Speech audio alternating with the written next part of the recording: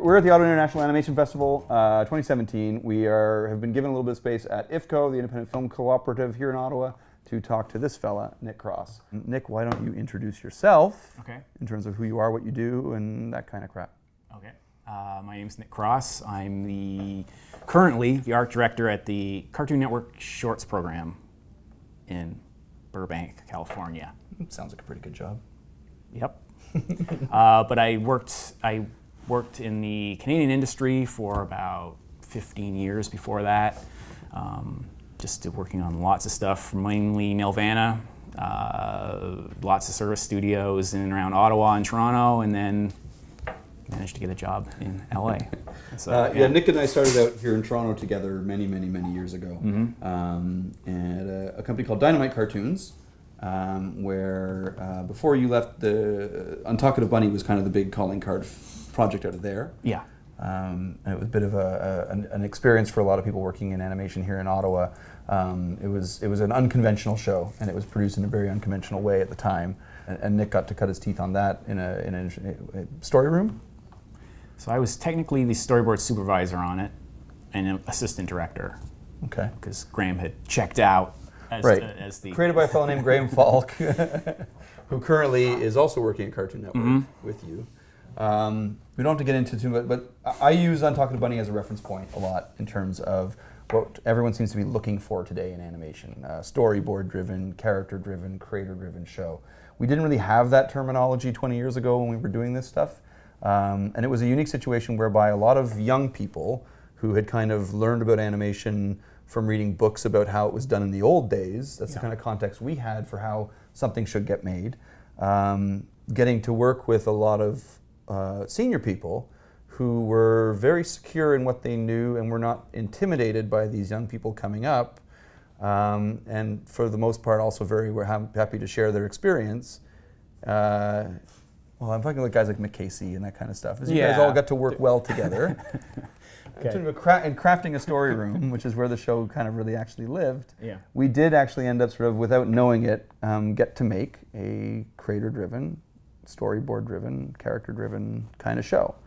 I think it was by accident, really, that one was that way, because somehow they greenlit a show that had a character that didn't talk.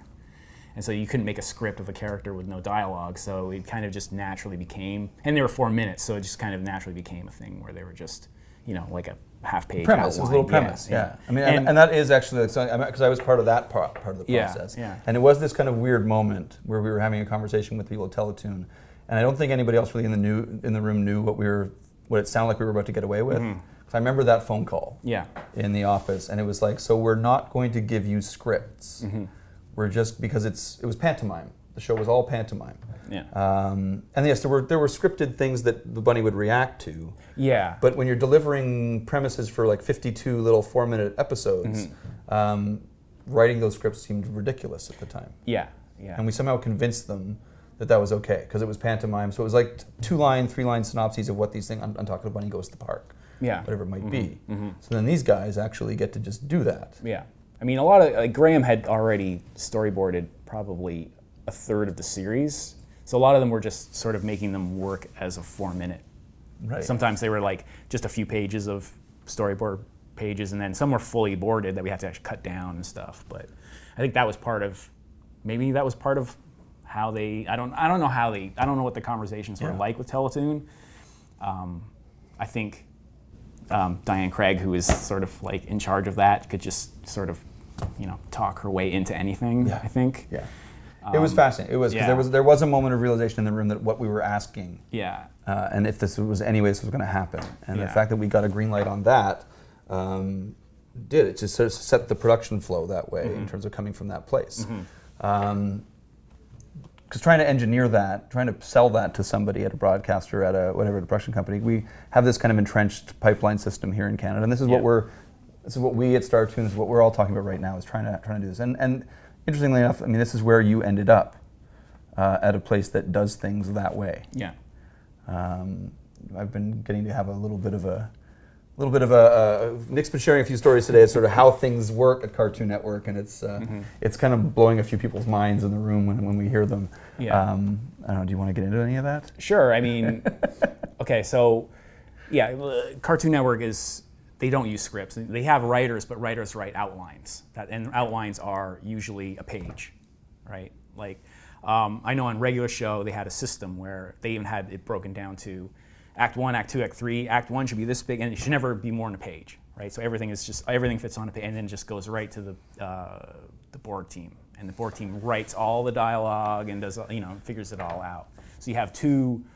So here in Canada, we do usually, if it's like a half-hour episode, there's 2 board artists, and they get their script, their 25-page script, and they split it up and they do one does the first half and the other does the second half, and you get a certain amount of time. But on a Cartoon Network, you have an 11-minute, and there's 2 artists work on that, and they together divide it up between them. Like, oh, you take the first bit, and I'll do the middle, and you do the end, or whatever. And then they work in the same room, and they collaborate, and they bounce gags off each other and stuff like that. So, it's written as a board, and so that's why it looks and so feels it just has to come out of that room. Yeah. Whoever does whatever is up to them, but it just has to come out of that room finished. And then, and then it's pitched, to the creator and a few of the writer, and everyone kind of like figures out it's working okay, and then it goes back into like cleanup and stuff like that. So where do approval levels happen? Like I'm trying to find some place where there's some common ground of understanding of this process. So you have one executive in charge of each show, right? So and they get the outlines and they read the outlines and say, okay, that's fine, right? That works. Then it goes right to storyboard. It's usually, I don't even think they see the storyboard. I think the next time they check in is the animatic. So that's the time when the network will So after you guys have all beat it up together, it's like so the 2 people in the room produce an animatic, produce a board. They break down the story, and then basically write like the storyboard. Yeah. And then it's pitched, and then. And what's that like? What's that pitch situation? That's a room full of people. Director. I mean, it depends on the show. It depends on, so how it works. Each creator runs their own show. So each one is different. Like regular show is different than Adventure Time, which is different than like Clarence or Uncle Grant. And each crew is its own like personality, And so, however it's run is basically like that. It's just pitched to, like I know on Over the Garden Wall, Pat wouldn't pitch to anybody. He had like 3 people that he pitched to, right? Because he didn't want anyone listening in and seeing anything. Because he comes from that. I guess Cal Arts has that mentality of like, don't share your work with anybody, and they all kind of And so he had kind of that mentality, but other ones are, really collaborative and stuff, and we'll pitch to an entire studio and stuff like that. And it's after that process that you actually cut the animatic, or you're not pitching animatic? No, they just submit the animatic to the network. Right. I think like on a first season, I think there's probably a bit more of check-in. I think they do pitch the board to the network, and the network executives get in. But I mean, well, I don't know. I mean, the notes are very minor usually. They'll just be like, oh yeah, that looks good. Change this, that, and and they're useful notes. They're not like arbitrary notes. Like someone's job is just giving notes, so they just write like a 20-page thing saying change everything. Yes. So I mean, they trust the creators. Basically, when they greenlight something, I think in a lot of cases they trust the creators to do it. So that's a big transition to go from what you were doing here and coming up in this culture. Because you were by the time you left Canada, you weren't even working in a studio. You were working from home primarily. Yeah, I'd worked sort of at that point. It was 10 years just working from home, freelance. Yeah. Just doing boards. Boards and a little bit of other like side projects here and there. You're living outside Toronto, doing boards on Babar, and working on your own stuff. When does Cartoon Network enter into the picture for you? Out of the blue, I got an email from the art director of the shorts department at the time saying, we're working on a pilot. Would you like to do backgrounds for it, paint backgrounds for it? And I was just sort of like, that sounds like a really easy job, because at that time Cartoon Network was sort of like Adventure Time, regular show. Like they weren't like that complicated. It sounded like you'll just get layouts, fill them in. It'd be, so it sounds like a good job to just from some extra money. So I'm like, yeah, sure. And then they started sending me the artwork for it, like the Bible. Here's the Bible, and it was like Pat McHale's Tome of the Unknown Bible, which was just illustrations from like the 1800s and all this kind of stuff. And I'm like, oh, this is weird, because it was created by Pat McHale, who worked on Adventure Time. So you kind of think like, oh, Adventure Time, but there's nothing like Adventure Time.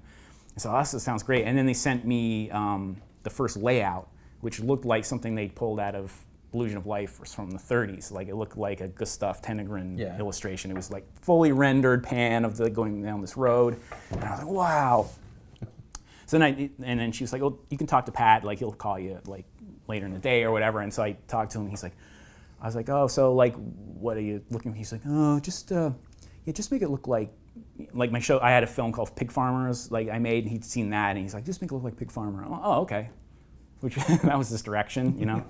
But I mean, from the reference he sent, like I knew that he was looking for, you know, and obviously, if you get sent a beautifully pencil rendered illustration to paint, you're not just going to fill it in. Like, so I sort of went all out and just painted it like as elaborately as I could, and they were like, you know, this is all through email, so you don't get the tone, but they were like, that looks great. Can you work on the rest of it? I'm like, yeah, sure. But I guess that they were like freaking out. Apparently, I heard after, like, because they were like, what the.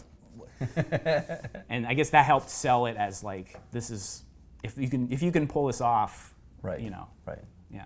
And so that therefore what you're doing was going to enable them to pull that off. Yeah, but and then I also heard was that the overseas studio had a complete mutiny over it because it was way too elaborate. Like they were sending fully rendered layouts for them to follow up, and like, you know, as you know, working in freelance, everyone's paid piecework, right? Yeah.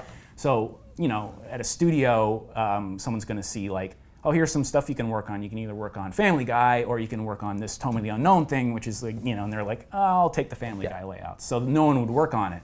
So it was just the director had to do all the layouts, and then one painter was painting all the backgrounds. Because it's only going to work in a system like the system they have at Cartoon Network. Right. Like, well, it's only, because it's fine inside a sort of a Cartoon Network thing where people are getting paid salary and there's not really a lot of deadlines, and let's just do whatever we want. When you also have to apply the other system to it. Yeah, so they had a hard time, and Pat went over there and met with them, and they were just very angry, and then they ended up refusing to work on the series because of it.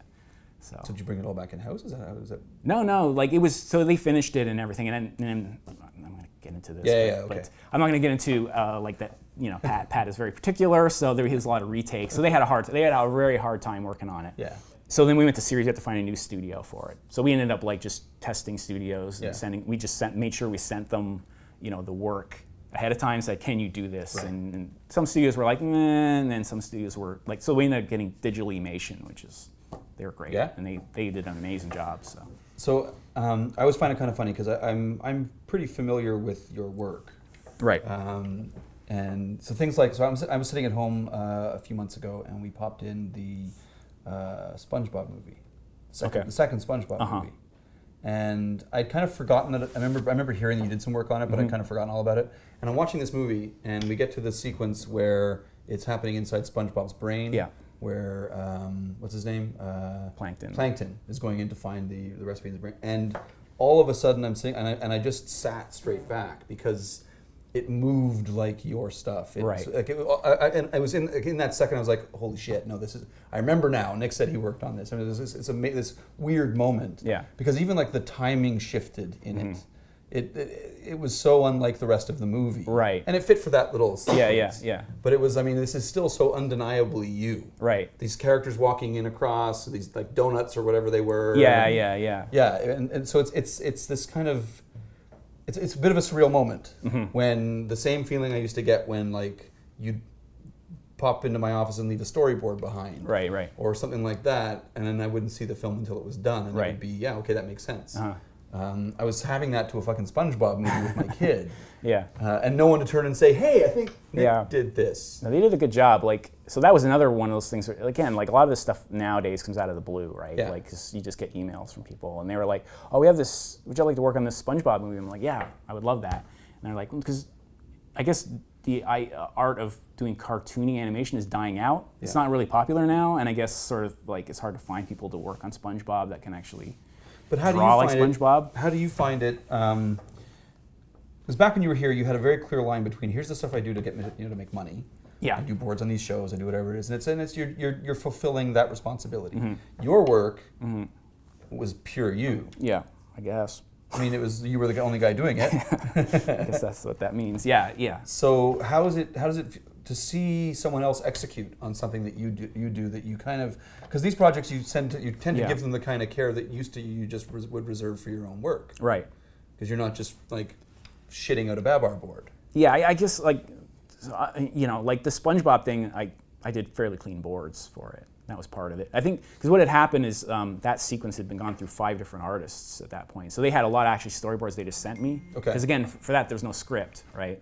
So actually I only got, I think I got a tiny, like they actually, I think there was like an outline and they just clipped out the part that, like, I couldn't read the whole thing. So I had no idea what the story was. Right. And I talked to Eric, who was sort of directing it, and he was like, oh, so it's just basically like Plankton goes inside SpongeBob's brain and it's like, you know, this topsy-turvy fantasy world, right? Like he's disgusted by how happy everything is. And I think even Johnny Ryan had done a pass. So I was sort of pulling some stuff from what people had done, but you know, I just completely just redid it and just, you know, it was perfect. I was kind of hoping that I was gonna, because they were talking about, oh, well, there's a possibility that we could have you do more stuff on that sequence later. So I was kind of thinking as I was going, like, oh, wouldn't it be cool if we do this? Like, because that would be something I'd like to animate. Yeah. So I had like that part where they actually kind of changed it a little bit, but like these little kitten heads all form into this big cat and everything. Because I always like that kind of stuff where like the big monsters appear out of the ground and stuff. So.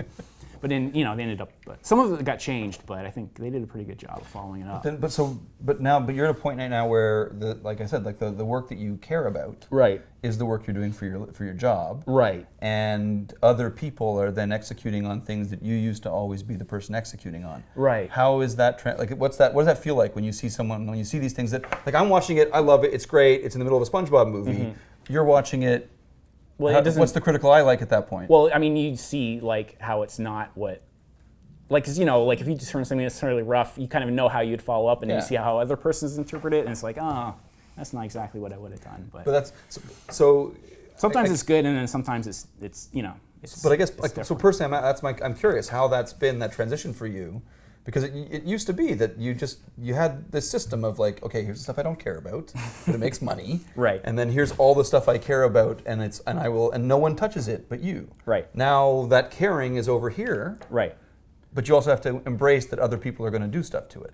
So I mean, so the job I have now as an art director, I have more control over how that works, because you can send stuff overseas and it comes back, and if it's wrong, you can ask them to fix it, but you can also fix it yourself. Okay. You know what I mean? Like if you're just a board artist, you're kind of out of control. It's out of your hands, and you can't ever go back. But as like an art director, it's a good job, because if you're sort of like, you know, if you want to sort of make something the way you want it to make it, you know, you can sort of micromanage it. You know. Because you also posted on, when you were on Garden Wall, there was at least one sequence that you yourself animated. Yeah, I animated quite a bit. Yeah. I should put like a compilation of all the animation that I did on it. But yeah, there was one that was, okay, so again, when we were doing storyboards and Pat was pitching them, like it was only like a few of us in the room, and I was one of the people in the room. Okay. And I was being like, because I was super passionate about this project, because this is my chance to do all this stuff I'm never able to do. So I'd be like, let's do this part where the guy dances around like Coco the Clown, and he'd be like, all right. And so he kind of, but I guess in his mind, it's like, okay, but I'll make Nick do it or whatever. And so Pat ended up storyboarding it. Like Penn boarded that episode, but then Pat went in and did that sequence. And then, you know, I was like, yeah, I'll make it like rotoscope, make it look like rotoscope. And he's like, well, how are we going to do that? I'm like, and we were kind of sitting in my office, and we were talking about it, and we're kind of like, yeah, who can we get to animate it? Yeah, because we can't send it overseas because it'll be on ones, and they'll never do it, and it'll never look right. And who can we get to animate it? And it was kind of like, I wanted to do it. And then Pat wanted me to do it, but we weren't saying it. And I said, I guess I could do it. Because, oh, good. I'm glad you're going to say that. So then I sort of put myself up for this idea of animating this thing in basically my free time. But oh, okay. Anyway. So you still had to do it didn't become part of your day. No, I wasn't doing it. I was going home and then just like animating this thing on ones like a crazy person. But we knew that it was like, what was good is that Pat kind of understood the idea that it's okay if it looks different. Yeah. You know, because it's like in TV, you kind of have to make everything look like it was done by nobody or whatever. Right. He was like, this will look like it'll look surreal, because it'll be like this sort of, you know, like animation from Korea and sort of thing, and then it'll cut to this sequence that's just like, what the hell is that? And then people who don't even know anything about animation would even notice that it's different. Because stuff on ones looks weird and floaty, and then it just cuts back to normal, and you're like, what the, you know? But and you have some kind of distinctive timing affectations. I don't want to say that. There's I think everybody does. Yeah, but yeah. And it shows shows through. Right. Like, I mean, then that in particular. Like I think even like it shows through in your. I mean, if you look back at the the Angora napkin pilot you and Troy did, like there's the jarring difference between the two sequences. Yeah. And it's in the way your characters walk. It's in the way, there's just very specific. Yeah. So if, like I like, even as a kid, when you'd watch Looney Tunes, you would know the different Looney Tunes cartoons. You know a Chuck Jones from a Bob Clampett, from a Friz Freleng, and stuff like that. And I like that. Like that Bugs Bunny would look different and stuff like that. And even within the scenes and stuff, like the Flintstones, you'd have like these different threads and stuff. So I always liked that. I always thought that made it look more real in a weird way. So I was I came into animation with that attitude. So I think I kind of carry that through even to this day. Like just, if things look different, it's okay. Like off model is a. So if I work with a creator and they use that term, like it's okay if things go off model, I just like, okay, we're going to lean into that sort of thing. So I worked on a show for Nickelodeon, but it was done through Nelvana called Wayside, which it wasn't really popular, but it was one of the best projects to work on because the director Ricardo and the designer, the first thing they said was, okay, don't worry about model, we're just going to go crazy with this, and we're going to take the script and we're going to throw it out, and we're going to rewrite it at the board stage. Like, so they would go in and just scratch that out, and anything you wanted to change is fine. And that was a great project to work on. It turned out kind of iffy, but it was really fun because it was so so collaborative and stuff like that. Because we're trying here in Canada. We're trying to get to that place. The conversation's been going on forever, it seems, and it's one of these things that also like it comes up at the end of a meeting half the time. I'll get that question when we're off the clock. Yeah. And it's sort of like, so what do you think? Why don't we have that? It used to be SpongeBob, and now it's and people have been saying that forever. Forever. Yeah, absolutely forever. And I again, we go back like, well, what we did on Bunny. Then is what you're doing similarly. Right. Like at least every show should be its own animal from a production standpoint, depending on who the creators are. Yeah. But it's having that ability to kind of say, okay, well, we'll see you, like close the door and walk away and let you guys do what you're doing. Yeah. And have it come back and not bite these guys in the ass because they're always worried about their jobs. Right. You need executives that are willing to trust the creative process. And I don't know, but a lot of executives don't necessarily know what the creative process is. Yeah. And that's everywhere. That's even, in California. Like they don't know because they come up from a different place than, than artists do. But it's the willing to trust people is super important. So it's like we're basically not buying necessarily your show, we're buying you. Yeah. Right? So like they're buying the creative team, right? So if you're Penn Ward and then you get Pat McHale and Adam Muto and then you have all these other great people, it's like we got a great team here, we don't need to micromanage them.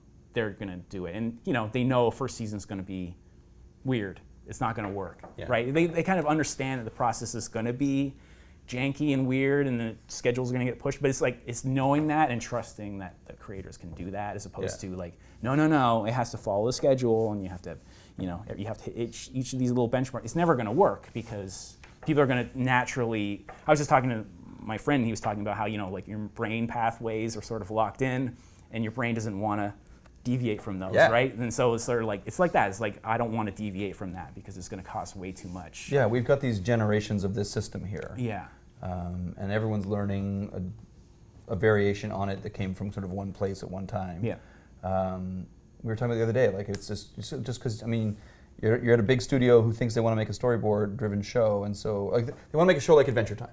Right. So they say, hey, can we get Steve Wolfhard? To do a board for us for our show, and then it'll be like Adventure Time. Right. But they don't understand that when that board comes in, who's receiving the board? Yeah. What's happening to it when it arrives? Right. Like it's just kind of going back into our system here. So it's like just because Steve did the board doesn't mean it's going to be a perfect board. Oh yeah, absolutely. So regular show is because I work with the one of the creative directors on it, right? Mike Roth, and he says like they actively went out and found people that didn't know how to storyboard to do storyboards because storyboarding is easy to teach. It's like simple, right? But it's being able to write is hard. Being able to write and write visually. So they went after comic book people, right? And so they brought them in, and now all these like webcomic creators are now like directing, like some have their own series and stuff like this because I think it was like 2 years ago you could look through Annie Koyama's. Right. Her roster. Yeah, they just all ended up. Yeah, and that's because you know, like, yeah, you're going to bring like Steve Wolford in, but his real talent is in writing. It's not not necessarily storyboarding, right? Like the storyboarding is a byproduct of his writing. Yeah. You know, and stuff like that. So that's the kind of thing that they don't understand. Well, I mean, we're constantly one of the challenges that we always have going into any project is trying to educate your client. Like, we have to go through this process so often. And to the point where even when you're in a show that is more controlled, like I've been in a situation where it was our gig at a studio I was working at, and the writers were our writers, and then we had a story team that I thought was going to do a really good job with this, and so and they're writers in their own right. So there were certain holes in the script that we didn't worry about. There were certain things, and so when we came back with an adaptation of that script, all of a sudden people got upset. Right. Because the storyboard artist hadn't just executed on the script. Right. And then there were even things like, well, they clearly hadn't written this relationship that way, and so we didn't know to do that with it. And so even though it was our own project, we still were in this situation where we had to be slaves to this script and then bring it all back. Right. So much energy goes into that process. Yeah. Like my job is explaining to people for the first 6 months what to expect working in animation, what to expect with trying to, and explaining what the pipeline can be if we take advantage of this trust factor. Yeah. And then my job becomes dealing with the fact that they can't. Right. I mean, yeah, it's hard. It's hard when something's been in motion for so long to change, for someone to come in and change it, you know, like you say, oh, well, you know, you basically have to just do less work. You know, you have to like not pay as much attention or care as much, and it'll, you know, like, and you know, if you're someone that's in charge of, I don't know, like money and budgets and schedules, and then someone says like, we're not going to, you know, you just have to trust this person. You're not going to do that. But the examples are there. The successes are there. So I mean, I understand what you're saying. Yes, I agree with why it is like this. I understand why it's like that. Yeah. And I mean, the thing is that we also don't have the company you're working for right now has pockets that are so deep. Right. And they benefit financially from it. And they merchandise those things in ways we don't. And there's a whole other, and anybody we've talked about this plenty on these things. Yeah. That there is a whole reason why that risk is so much harder to take here. Right. Sure. We talk about Powerpuff Girls as the example, and there will always be Powerpuff Girls as long as they're selling Powerpuff Girls bed sheets. Right. So there will always be. They've had success from risk. It's easier to do it the second time. Right. And they also are prepared to do all these little pilots and all these things that may never go anywhere. Sure. Because they know that if they get one, it's money forever. Yeah. Because Cartoon Network has Ben 10, and it's got the Powerpuff Girl. You know, it's got the things that sort of drive the engine, and then they can afford to sort of throw money away. I mean, like I said, I've got patience to a certain degree for it here, but when the job then becomes, I need you to do this. Like they come saying to us, we need you to do that. Right. But there's all these ingredients. That go into making that. Yeah. And trying to have that conversation. Yeah. And explain that process. I mean, we are seeing it's better. The examples that are thrown around right now are Bagel and Becky and Counterfeit Cat and Three Amigonauts. Right. Amigonauts is the one I think really feels like one of, like a show that's not Canadian. Right. And I don't know quite how 9 Story.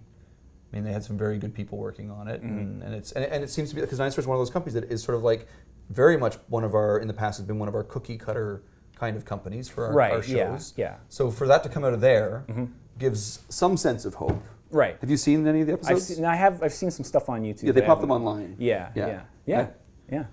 I mean, you got a good creative team there too. I guess part of it comes from, the creators aren't necessarily just writers. Yeah. Because I think, if you're a script writer, you fall in love with sort of the written word, but the written word isn't on the screen, right? So it's sort of, animation is a visual medium, so, you kind of need to approach it that way, which is hard, again, a hard thing to sort of explain that, Well, it just works differently than other, and there are more collaborators involved than one might expect in another. Yeah. I mean, certainly I wouldn't have any of the answers to how, I have my own theories as to why, I don't know if I want to talk about them on camera. But, I think, look, I think that, the socialist system is great, but I honestly, I think that it sounds really weird that I've come to this conclusion, but for commercial art, Yep. there needs to be a profit motive. Yep.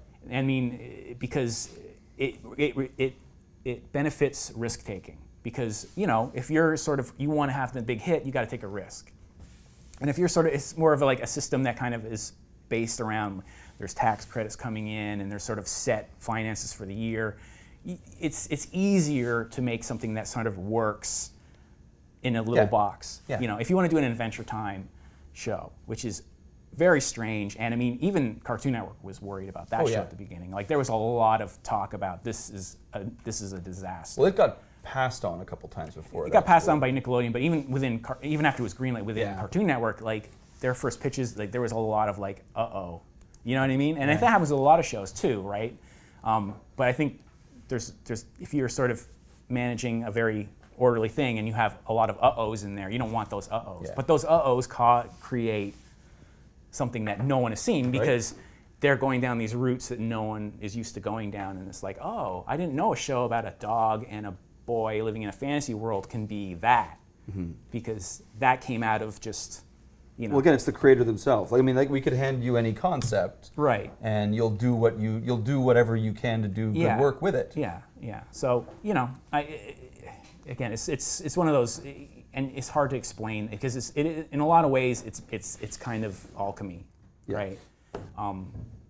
Like, why does a show succeed and why does if anyone could say, oh, this is why a show succeeds, everyone would have hits and there would be no question. But part of it is just it's that weird, just right people, right time, right place, everything kind of falling in. Because so many pilots, I'm sure everyone's seen this great pilot. Why did that great pilot never go forward?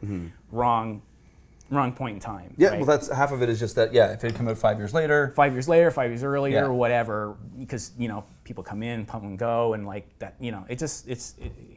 That's the thing. Like, you can do a great pilot, and it's like, well, we don't have room on our network for this pilot, so it's gonna sit on a shelf and get forgotten about.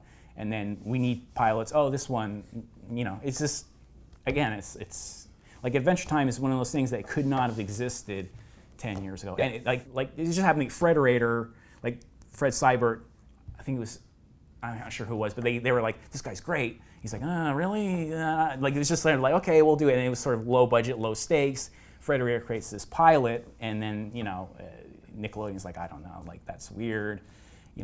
This guy sort of doesn't have a lot of experience. And then Cartoon Network saw like that it was like its online presence was this. We got to take that and we'll go with a chance. So, like Rob Sorcher, who's the sort of chief content officer, and he's like a risk taker, right? He's a guy that is someone somewhere has to be, and that person has to be empowered enough or trusted enough that they're going to listen to you once in a while. Yeah. So he's a guy that'll come in and I don't know if I told you this, but this was shocking to me to see a network executive sit down, watch a board pitch, and be like, okay, I don't know what I just watched, but it's just let's just go forward with this. It's something I don't understand it, but I know it's going to be good. Yeah. Right. That's crazy. It's like that would be the opposite. Like, I don't understand this, so therefore we're not going to. But it's not for you. Like that's right. He understands. Know what you that, don't know. Uh-huh. Know what you don't know. Like even me right now, like I'm aging to a certain point right now where some things come along and I'm like, I would never have thought. Right. Like, the fact that that's something that someone will watch 22 minutes of every week, I would never have thought that. Yeah. But you have to. Again, you're hiring these people because they're good at what they do, and every once in a while you've just got to say, I don't get it, but it's not for me. So over the garden wall, the network pitches, like Pat would pitch a board, and they would be sort of like, what? And I was like worried, like after these pitches, because the network executives were like, I don't understand what's going on in this. This is not working. This is weird, and Pat was like, no. He's like, it's gonna be fine. It's gonna be fine. And I was just like, what, are they going to cancel the show? And it's like, no, they trusted Pat to pull it off. Yeah. It seems as though if they commit to an order, they're going to see it through. Not necessarily. No. I mean, why you don't have to? But it seems like they at least. But I think what I'm hearing, or at least what my observation would be, that somewhere along the way, again, they know if they don't get it, like they're not going to. They didn't shut it down. Yeah, they didn't shut it down. I mean, I think because Garden Wall was such low stakes for them. It was 10, 11. They were 10, 11 minutes and they're out, right? Yeah. So even if it bombed, right? It's like they just show it once and bury it, and it's just a few million. I don't know how much the budget in these things is, but it's just they just write that off. Well, I kid about it. For me, I look at the situation. It's one of those things where it actually was. I see it as it's a no-lose situation for the network. Yeah. Because they're not risking a ton. They're doing something that the artists clearly want. Right. And if it fails, the artists still feel like, hey, you took a shot on us. Right. So we feel good about that, and you guys are those guys who did it. So and the network doesn't really lose anything that way, and they get their artists even more happy with them. If it is a critical success but fails financially, again, critical success, that's great for that. But they got both.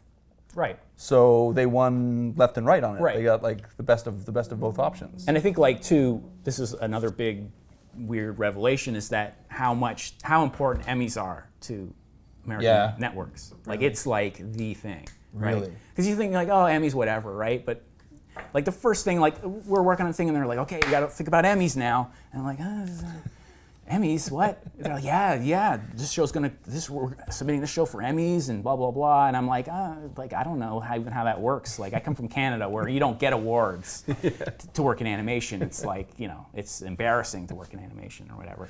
But and so they were really, because it's like if a network wins an Emmy, it's like this showed won an Emmy and blah blah blah, and it's like they have all their Emmys up on the wall, and it's like that's like their mark of you're bringing success. them home something.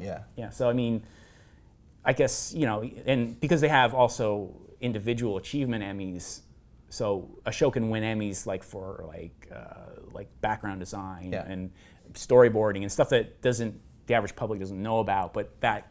It's still an Emmy as far as they're concerned. Yeah, so you could say that's one. So you getting an Emmy for art direction on that is an Emmy for the show. Yeah. The same as like if Handmaid's Tale wins for best costume design. Yeah. That's an Emmy for the show, Still right? huge Even for though them. it goes to an individual person. Yeah. So I mean, this is stuff like you don't even think about, but it's like it's so much of an engine that drives. Does it change US anything networks. for you individually at the studio?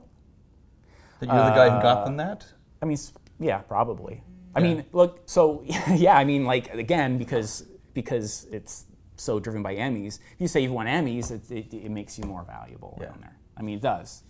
So again, it's like it's weird because I never won an award for anything. Like I had films in I never won anything else. And it's like awards, but I mean, it makes a big difference. It's weird. It's very weird. The Emmys is weird. Everything about it is weird. Going to the Emmys is strange. America is weird. So Canada is Canada, and everyone's humble, and that's, everyone's sort of like, oh, I'm just happy to have a job, you know what I mean? America is very much lives up to a stereotype, like it loves to pat itself on the back, right? So, I mean, if you work in the TV industry, they love to, executives just love to come around and make sure they got the best artists, and we got the best shows, and we're gonna win all the awards, and we're gonna beat the other guys and all that kind of stuff. And it's like rah rah. I mean, it's so weird that it's actually true though. It's so weird though that I find in all this, it's so weird that you have found your happy home in all of that. Yeah. Well, because they let you just do it. Yeah. That's the thing. Like it would be different if it was like we're rah rah rah, and you better change that I to blah, no, they're just like no, just go ahead and do it. As long as you keep winning Emmys for us. Yeah, and I think that they know that part of it is just letting the creative process happen, and again, it's a completely, like I say, it's for me it just felt 100% like I'd just gone into Stranger Things, the upside. It felt like that, like it's just like.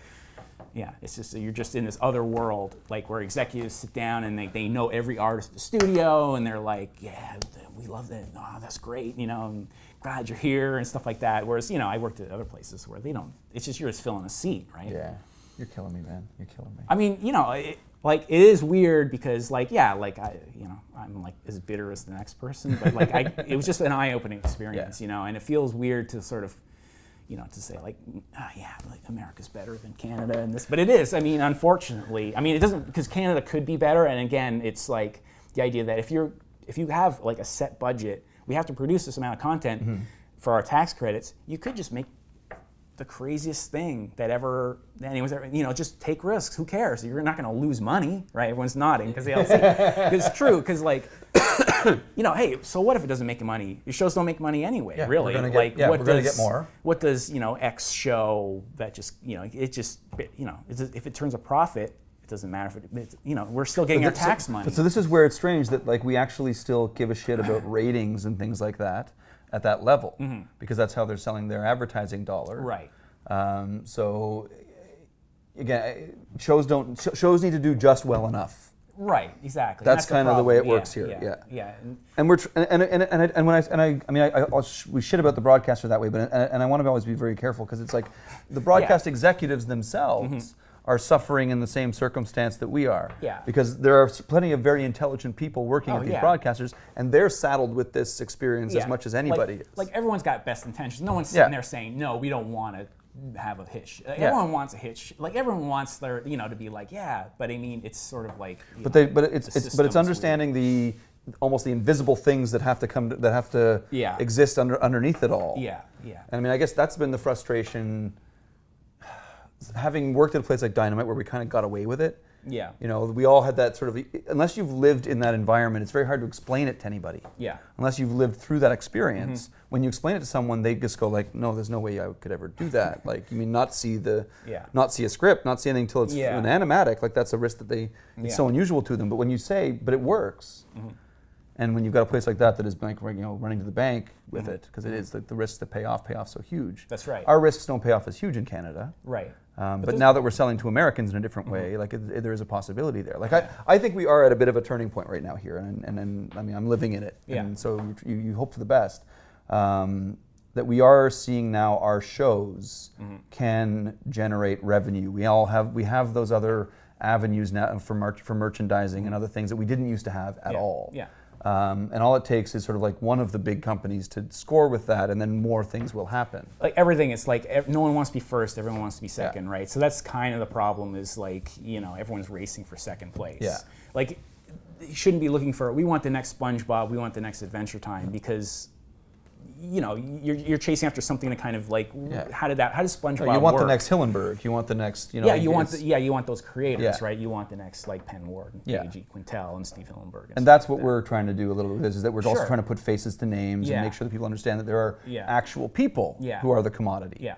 Not just so like, I mean, we look at it and it's like, what was identified and first pitched for Startoon was, like, let's find characters. Right. And then it became clear that that's not, we can find characters. Yeah. Like they're there. So then it became, okay, so it's about the creators. Like it's finding the creators and nurturing the creators. And so we try to give it, so we've done as much as we can there, so kind of we've done our part. Yeah. But where that show now can go is the next challenge. Yeah. Whether we're buying or not right now, but would it be a show that they would buy? And are we prepared to take that risk on these things? Right. So that's where we end up landing. Like we have to get that buy-in from the broadcasters to say, all right, fuck it, let's do it. Yeah. And it's rare, just because we're geared towards safety. Yeah. It's just the way it works. Yeah. Yeah.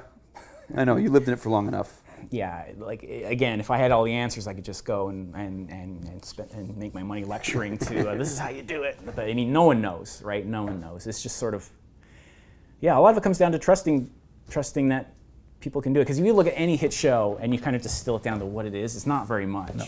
I mean, it's not anything. Yeah. It's the people, and Canada has some of the best animation talent in the world, right? Like, but it's just not. They're not given the sort of. You're not given the keys to the Lamborghini. There's a reason why Brooke Kiesling is always up here and looking for the next person and all that kind of shit. Because we've got them. And again, what we came out trying to do was trying to find these guys, and we found them. They're out there. Yeah. And now it's just a matter of trying to keep them here. Right. That Nickelodeon Shorts program is fantastic for wooing them away. Right. Again, it comes down like the U.S. is just like. It's that brass ring that everybody's going out and working in L.A. and because but I mean. But they also actively seek out that. And I mean, I know that like that doesn't really happen at like major, like the networks in Canada don't even produce their own content. So that's again part of the problem. Yeah.